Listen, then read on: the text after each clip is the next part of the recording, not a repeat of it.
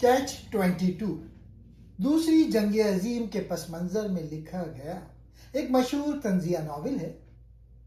کہانی اٹلی کے قریب ایک جزیرے پر موجود امریکی فضائیہ کے بمبار اسکواڈرن کے گرد گھومتی ہے۔ یہ ناول جنگ کی بہادری بیان نہیں کرتا بلکہ جنگ کی بے عقلی، فوجی نظام کی ظالمانہ منطق اور انسان کی بے بسی۔ ناول کا مرکزی کردار کیپٹن یوسرین ہے، جو ایک ایسا فوجی ہے جو مرنا نہیں چاہتا اور یہی خواہش اسے پورے نظام کا دشمن بنا دیتی ہے۔ جوزف ہیلر کا ناول 1961 میں شائع ہوا اور یہ جنگ مخالف ادب کا شاہکار ہے۔ کہانی کا ہیرو کیپٹن یوسران ہے، جو ایک بمبار پائلٹ ہے۔ وہ جنگ کو ایک ذاتی حملہ سمجھتا ہے جو اس کی جان لینا چاہتا ہے۔ یہ کوئی عام جنگی کہانی نہیں بلکہ ایک ایسی داستان ہے جہاں عقل کو پاگل پن کہا جاتا ہے، پاگل پن کو عقل، اور انسان کی جان کی کوئی قیمت نہیں۔ اس دنیا کا نام ہے کیچ 22۔ کہانی کا ہیرو یوسرین وہ کوئی بزدل نہیں، بس ایک سادہ سی خواہش رکھتا ہے، میں مرنا نہیں چاہتا۔ لیکن جنگ کی دنیا میں یہی خواہش سب سے بڑا جرم ہے۔ یوسرین دیکھتا ہے کہ اس کے ساتھی مر رہے ہیں، دشمن کم خطرناک ہے مگر اپنے افسر زیادہ جان لیوا ہیں۔ وہ ہر وقت موت کے سائے میں جیتا ہے۔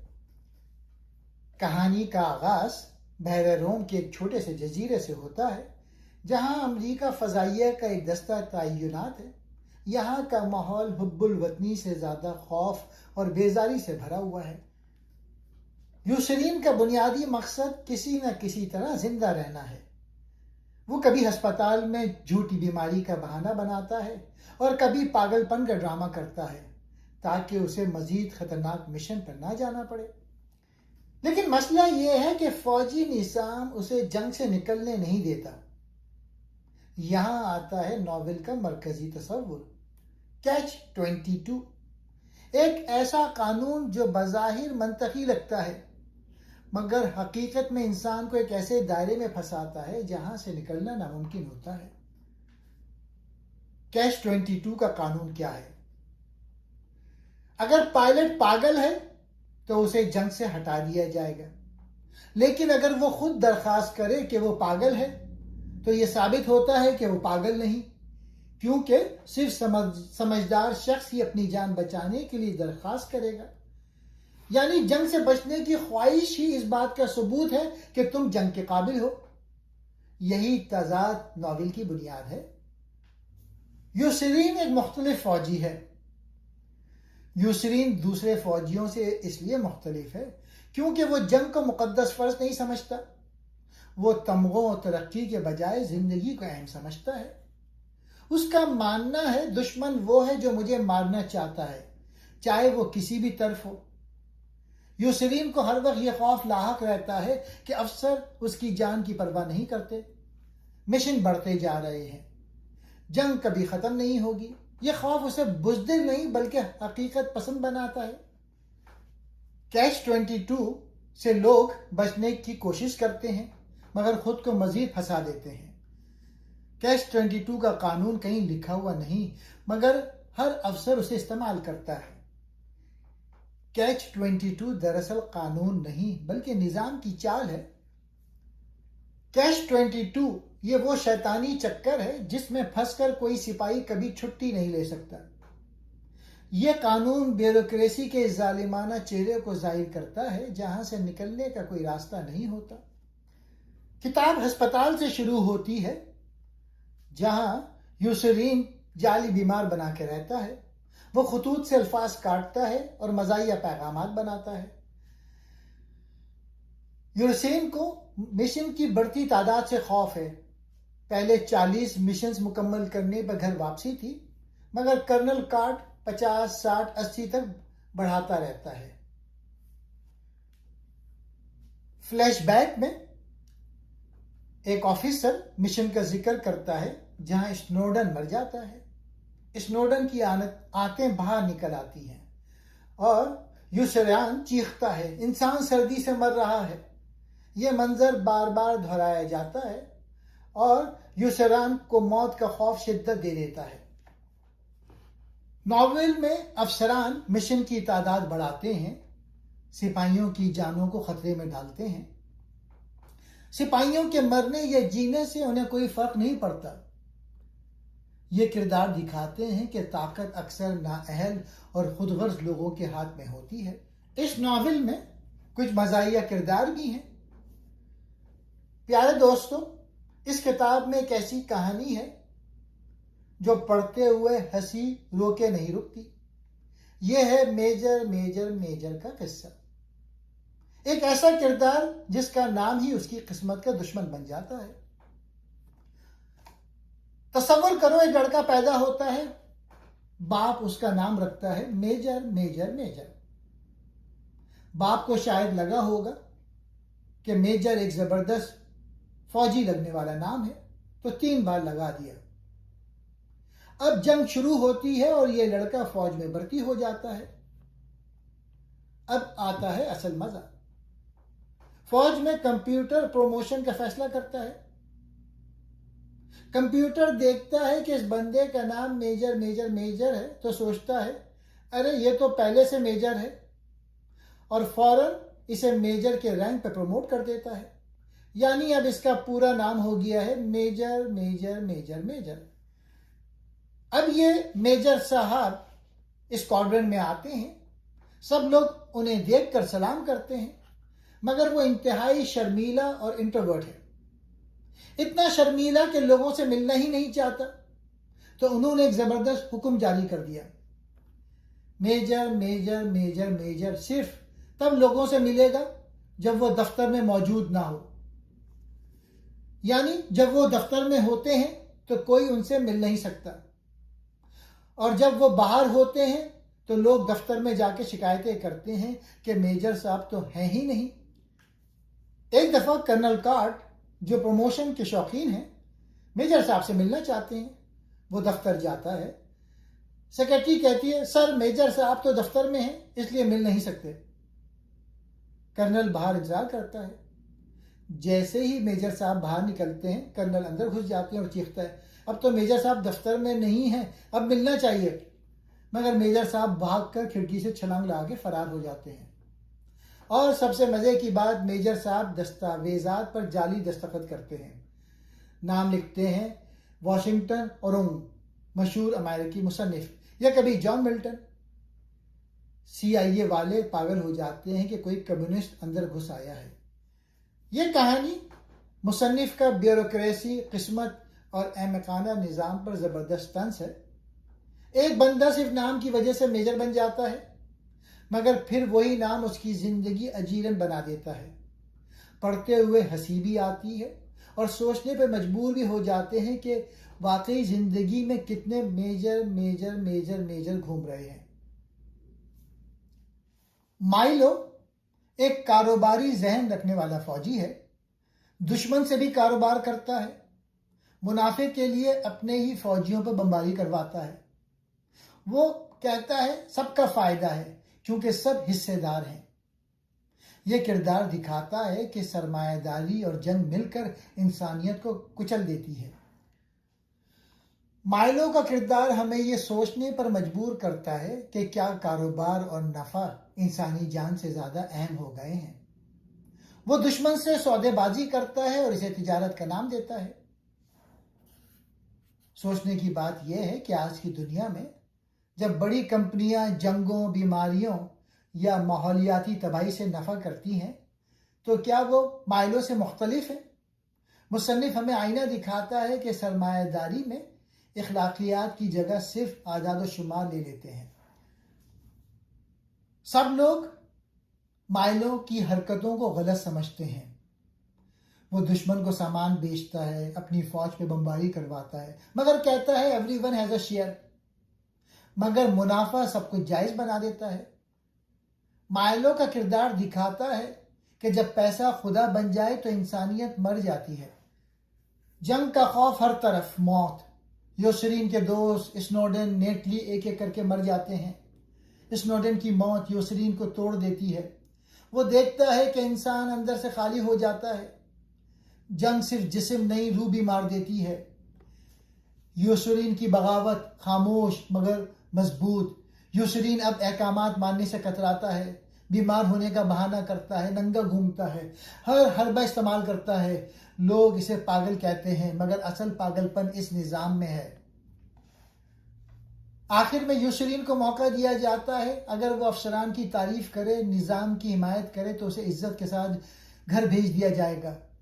لیکن یوسرین انکار کر دیتا ہے۔ وہ کہتا ہے میں جھوٹ بول کر زندہ نہیں رہنا چاہتا۔ وہ فیصلہ کرتا ہے وہ بھاگ جائے گا، وہ زندہ رہے گا۔ یہ اس کی سب سے بڑی بغاوت ہے۔ کہانی کے آخر میں یوسرین بالکل تھک چکا ہے۔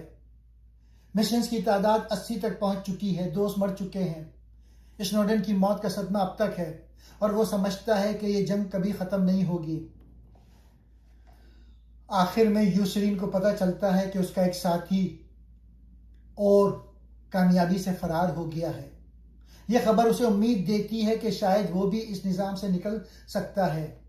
یوسرین کا آخری فیصلہ، وہ جنگ چھوڑ کر بھاگنے کا فیصلہ کرتا ہے، نہ بزدلی کی وجہ سے بلکہ اپنی انسانیت بچانے کے لیے۔ ناول کا مجموعی پیغام: جنگ بے عقل عمل ہے، قانون اکثر طاقتور کے حق میں ہوتا ہے، عقل مندی کو پاگل پن کہا جاتا ہے، انسان کی جان سب سے قیمتی ہے، سب سے بڑی بہادری زندہ رہنا ہے۔ یہ ناول اس خیال پہ کھڑا ہے کہ جنگ ایک بے عقل، بے مقصد اور پاگل عمل ہے۔ جنگ میں نہ اصول ہوتے ہیں، نہ منطق، اور نہ ہی انسان کی جان کی کوئی قیمت ہوتی ہے۔ فوجی مشنز بغیر کسی واضح مقصد کے بڑھتے جاتے ہیں، پائلٹ مر رہے ہیں، مگر اعلیٰ افسر صرف اعداد و شمار دیکھتے ہیں۔ عقل مند سوچ کو پاگل پن کہا جاتا ہے۔ مثال کے طور پہ یوسرین بار بار کہتا ہے کہ دشمن وہ ہے جو مجھے مارنا چاہتا ہے، چاہے وہ کسی بھی ملک کا ہو۔ یہ جملہ بتاتا ہے کہ جنگ میں قوم، نظریہ اور حب الوطنی سب کھوکھلے ہو جاتے ہیں۔ کیچ 22 خود ناول کا سب سے بڑا تھیم ہے۔ کیچ 22 کیا ہے؟ یہ ایک ایسا اصول ہے جو بظاہر منطقی لگتا ہے لیکن اصل میں انسان کو جکڑ لیتا ہے۔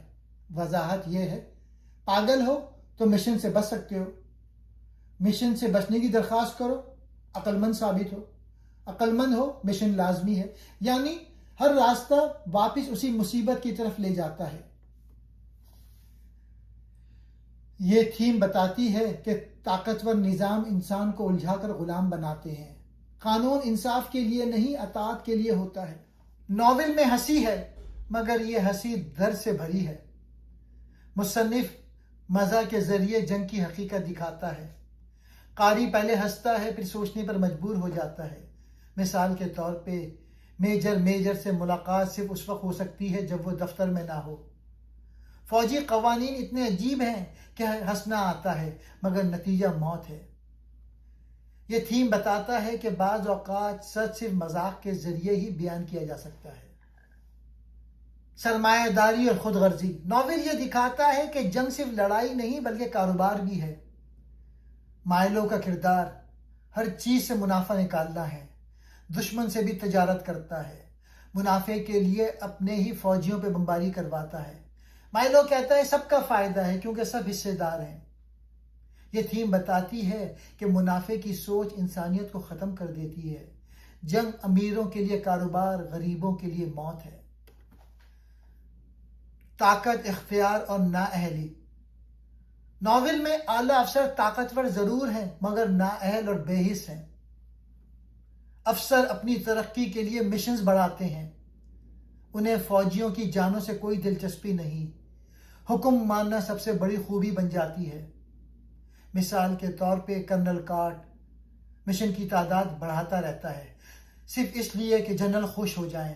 یہ تھیم ظاہر کرتا ہے کہ طاقت اکثر نااہل لوگوں کے ہاتھ میں ہوتی ہے۔ موت کا خوف اور انسانی کمزوری: یوسرین پورے ناول میں موت سے خوفزدہ رہتا ہے۔ وہ بزدل نہیں مگر زندہ رہنا چاہتا ہے۔ اسے لگتا ہے کہ ہر کوئی اسے مارنا چاہتا ہے۔ اسنوڈن کی موت: یہ واقعہ ناول کا جذباتی مرکز ہے۔ یوسرین پہلی بار جنگ کی اصل حقیقت دیکھتا ہے، انسانی جسم کی نازکی سامنے آتی ہے۔ یہ تھیم بتاتی ہے زندگی سب سے قیمتی چیز ہے، کوئی نظریہ اس سے بڑا نہیں۔ فرد بمقابلہ نظام۔ یہ ناول ایک اکیلے انسان کی کہانی ہے جو ایک ظالم نظام کے خلاف کھڑا ہے۔ یوسرین سسٹم سے نکلنا چاہتا ہے مگر ہر قانون اسے واپس جکڑ لیتا ہے۔ آخر میں وہ بھاگنے کا فیصلہ کرتا ہے۔ یہ بغاوت نہیں بلکہ خود کو بچانا ہے۔ کبھی کبھی نظام کو ماننا اخلاقی جرم ہوتا ہے۔ اخلاقیات کا زوال۔ جنگ میں اخلاق ختم ہو جاتا ہے، قتل معمول بن جاتے ہیں، جھوٹ، دھوکہ اور مفاد عام ہو جاتا ہے۔ انسان صرف ایک عدد رہ جاتا ہے۔ مثال کے طور پہ لاشیں صرف رپورٹ کا حصہ ہوتی ہیں، کسی کی موت پہ خاموشی ہے۔ یہ تھیم بتاتا ہے کہ جنگ صرف جسم نہیں ضمیر بھی مار دیتی ہے۔ ایک اور مزاحیہ کہانی۔ یہ کہانی ہے ڈاکٹر ڈنیکے کی، جو بیوروکریسی کی انتہا درجے کی حماقت کو ظاہر کرتی ہے۔ آئیے اس دلچسپ واقعے کو ملاحظہ کیجیے۔ ڈاکٹر ڈنیکے کو اڑان بھرنے سے سخت نفرت تھی، لیکن اسے فلائٹ الاؤنس لینے کے لیے اپنا نام جہاز کے مبنی مینیفیسٹ یعنی مسافروں کی لسٹ میں درج کروانا پڑتا تھا۔ وہ ایک ترکیب نکالتا ہے۔ وہ پائلٹ سے کہہ دیتا ہے کہ میرا نام لسٹ میں لکھ دو، لیکن میں جہاز میں بیٹھوں گا نہیں بلکہ زمین میں رہوں گا۔ اب جہاز کا حادثہ۔ ایک دن بدقسمتی سے وہی جہاز جس میں ڈاکٹر ڈنیکے کا نام ہے کاغذی طور پہ موجود تھا، سمندر میں گر کر تباہ ہو جاتا ہے۔ چونکہ ریکارڈ کے مطابق ڈاکٹر ڈنیکے اس جہاز پہ سوار تھے، اس لیے فوجی ریکارڈ میں اسے فوری طور پر ہلاک قرار دیا جاتا ہے۔ زندہ لاش کا تماشا۔ اب یہاں سے اصل کامیڈی شروع ہوتی ہے۔ ڈاکٹر ڈنیکے زندہ سلامت کیمپ میں گھوم رہا ہوتا ہے، لیکن جب وہ اپنے افسران کے پاس جاتا ہے تو وہ اسے دیکھ کر منہ پھیر لیتے ہیں، کیونکہ ریکارڈ کے مطابق وہ مر چکا ہے۔ اس کی بیوی کو امریکہ میں سرکاری ٹیلی گرام ملتا ہے کہ آپ کا شوہر مر گیا ہے۔ وہ فوراً انشورنس کے پیسے وصول کرتی ہیں اور دوسرا گھر بسانے کا سوچنے لگتی ہیں۔ جب ڈاکٹر ڈنیکے اپنی بیوی کو خط لکھتا ہے کہ بیگم میں زندہ ہوں، یہ سب غلطی ہے، تو اس کی بیوی خط پڑھ کر روتی ہے اور سوچتی ہے کہ کوئی دشمن اسے پریشان کرنے کے لیے مرے ہوئے شوہر کے نام سے خط لکھ رہا ہے، اور وہ اس خط کو ردی کی ٹوکری میں ڈال دیتی ہے۔ نظام کی ضد۔ سب سے زیادہ ہنسی اس وقت آتی ہے جب ڈاکٹر ڈنیکے اپنے دوستوں سے کہتا ہے کہ دیکھو میں تمہارے سامنے کھڑا ہوں، تو اس کے ساتھی جواب دیتے ہیں، ہمیں افسوس ہے ڈاکٹر، لیکن ہم تمہاری بات پہ کیسے یقین کریں؟ سرکاری ریکارڈ تو جھوٹ نہیں بول سکتا۔ اگر فائل کہتی ہے کہ تم مر چکے ہو تو تم مر چکے ہو۔ حالت یہاں تک پہنچ جاتی ہے کہ میس ہال کا انچارج اسے کھانا دینے سے انکار کر دیتا ہے، کیونکہ مردہ کھانا نہیں کھاتے اور ریکارڈ میں اس کا راشن بند ہو چکا ہوتا ہے۔ اس کہانی کا طنز۔ یہ کہانی ہمیں دو باتیں سکھاتی ہے جو آج کے دور میں بھی سچی لگتی ہیں۔ کاغذ کی طاقت۔ جدید دنیا میں انسان کی حقیقت اس کے وجود سے زیادہ اس کی فائل اور ڈیٹا پہ منحصر ہے۔ بیوروکریسی کی اندھی منطق۔ اگر سسٹم نے ایک بار غلطی کر دی تو وہ اپنی غلطی ماننے کے بجائے حقیقت کو ہی جھٹلا دیتے ہیں۔ ڈاکٹر ڈنیکے کا یہ انجام یوسرین کو یہ سمجھانے کے لیے کافی تھا کہ اس پاگل خانے فوج میں عقل کی بات کرنا ہی سب سے بڑی بیوقوفی ہے۔